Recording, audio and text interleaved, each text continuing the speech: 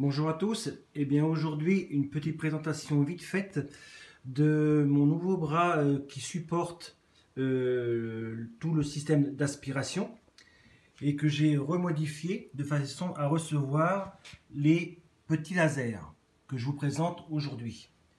Alors ces lasers ils vont me servir à quoi? Tout simplement à faire le départ de mon point de travail, ce qui remplace en quelque peu la probe. Donc ce n'est pas moi l'inventeur de ce système-là, hein, je le réserve à Kinyo, je crois que c'est lui. Moi, dans mon cas présent, j'ai donc deux lasers, un trait horizontal et un trait vertical. Je vais vous l'allumer. Là, vous voyez, moi c'est d'accord, je vais déplacer ensuite. Donc là, on voit bien le trait horizontal et le trait vertical pour l'axe Y. Alors, la différence par rapport à son inventeur, c'est que lui, il avait fait un support qui venait se fixer sur la broche, ou du moins la Makita. Et ça permettait d'avoir un laser qui venait éclairer pile poil dans l'axe de l'outil de travail, hein, en X et en Y. Moi, pour des raisons de commodité, j'ai préféré ce système-là. Bon, vous me direz, c'est certain que si je descends ma fraise, hein, on va le voir ensuite, je ne tombe pas du tout dans l'axe de ma croix. Voilà, on voit la pointe. Voilà. Alors simplement, ce que je sais, c'est que il est pile poil dans l'axe du X. Par contre, je suis de là à ici, j'ai 58 mm. Donc je l'ai mesuré évidemment. Hein. Et bien simplement, comme je me suis marqué un petit pense-bête ici, comme vous pouvez voir, et bien sur mon CNC JS, je vais vous montrer ça. Alors, il faut que je déverrouille. Donc, lorsque dans CNJS, j'affiche simplement moins 58. Ça veut dire quoi? Ça veut dire qu'au départ, mon laser fait la croix sur le point central qui correspond au départ de mon travail.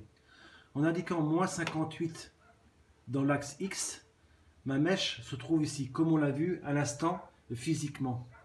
Et bien, lorsque je fais ici un X0, Y0, hop, et bien automatiquement, mon outil vient se mettre au départ de mon travail. Donc c'est la seule petite contrainte que j'ai, mais qui n'est pas énorme.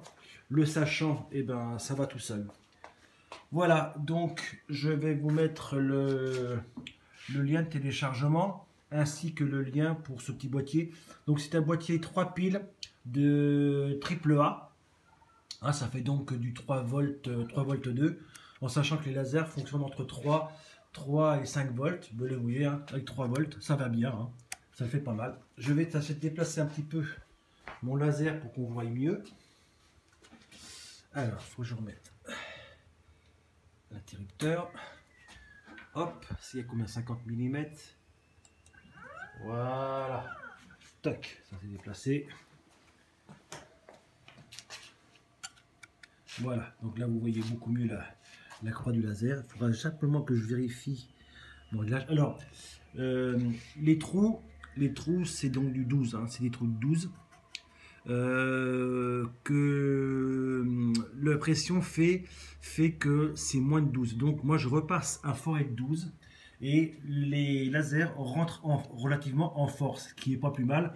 Comme ça vous oblige à les tourner avec une pince, en sachant que la petite collerette ici, moi à l'intérieur sur le filetage, j'ai mis du blue stop, hein, du frein filet qu'on utilise en mécanique pour freiner un écrou pour pas qu'il se desserte de lui-même. Comme ça, après mes collerettes elles sont bridées et ça ne se dérègle avec les vibrations, ça ne risque pas de se dérégler.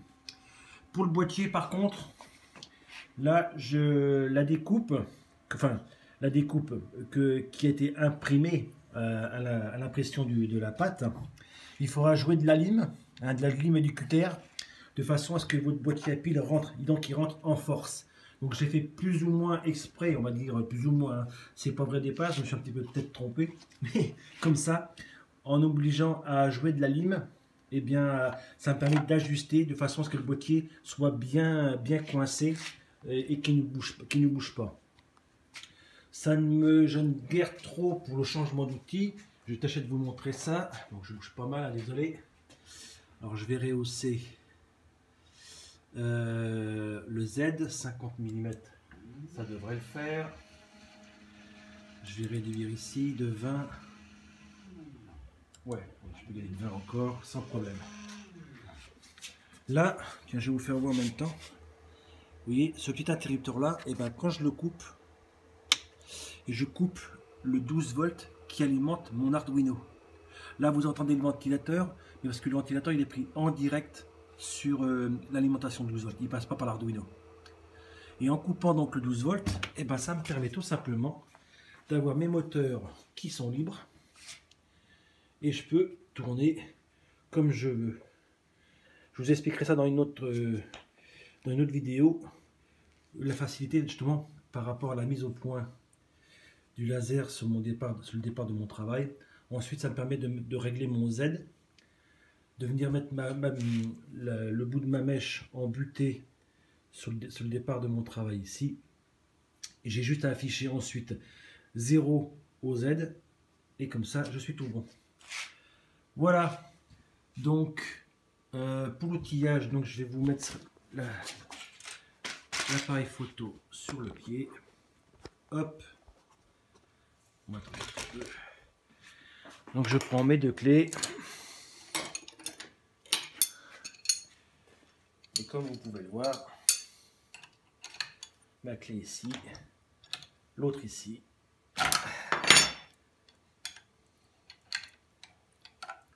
Encore un petit coup. Et voilà, et ça ne gêne pas. Hein. Encore lui il est monté.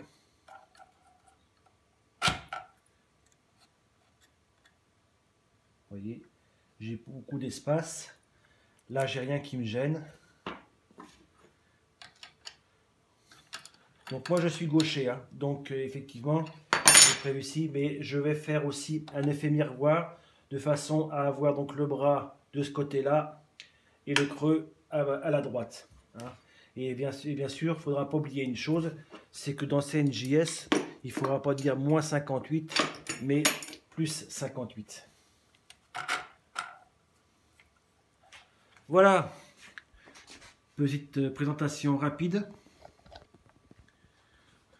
Je vous remonte ça à peu près en détail. Ah, ici, alors, je ne sais pas si on va bien le voir. C'est pas trop bouger. Donc vous avez un renfort. Et vous voyez l'aspiration. Donc celui-ci, l'aspiration, c'est le 60 mm et il passe juste à côté. Donc il n'y a rien qui gêne. Il y a juste, vous voyez là, les fils du boîtier qui ressortent. Mais bon, vu jusqu'où est remontée l'aspiration, c'est suffisant. Bon, en sachant que moi, j'ai la version V1, donc j'ai peu d'espace à ce niveau-là. Je sais pas, j'ai pas mesuré, mais je dois avoir environ 4 cm. Mais bon, pour ce que moi, personnellement, je fais de ma CNC, c'est largement suffisant. Vous voyez, là, j'ai un bois qui est en position de travail. Donc là, je fais de la découpe en série. Ce sont des tasseaux pour construire des étagères pour madame. Donc là, j'en ai toute une série. Là, j'ai gros. J'ai tout un mur à faire. Donc j'ai passé pas mal d'heures à faire de la découpe. Ça, c'est ce qui va permettre de recevoir ces pièces-là qui vont venir en travers comme ça. Et sur laquelle après, je ajoute un plateau. Donc il y en a une là et une là. J'ai prévu une troisième pour au cas où il y aurait vraiment du lourd. Parce qu'elle va y poser du tissu dessus, donc en fonction du tissu qui est plus ou moins lourd, on va rigidifier tout l'ensemble. Donc j'ai des écarteurs de 40 cm et des écarteurs là je prends du recul, de 80 cm. Voilà, ça c'est le travail du jour. Ensuite, par ici là, il faut que je nettoie, que je fasse du chamboulement. Il y aura une autre surprise, mais ça je vous en parlerai plus tard. Voilà, et bien écoutez, sur ce, bon week-end. Je vous dis à bientôt. Je vous prépare cette vidéo vite fait. Je vous mets le lien de téléchargement. Il faut que je pense à faire l'effet miroir de la pièce pour avoir la position à droite. Et voilà. Et bien sûr, le lien pour télécharger le boîtier que j'ai commandé sur Amazon, hein, tout simplement. Ça coûte 3 francs 6 sous, comme on dit. Voilà. Allez, au revoir à tous et à la prochaine.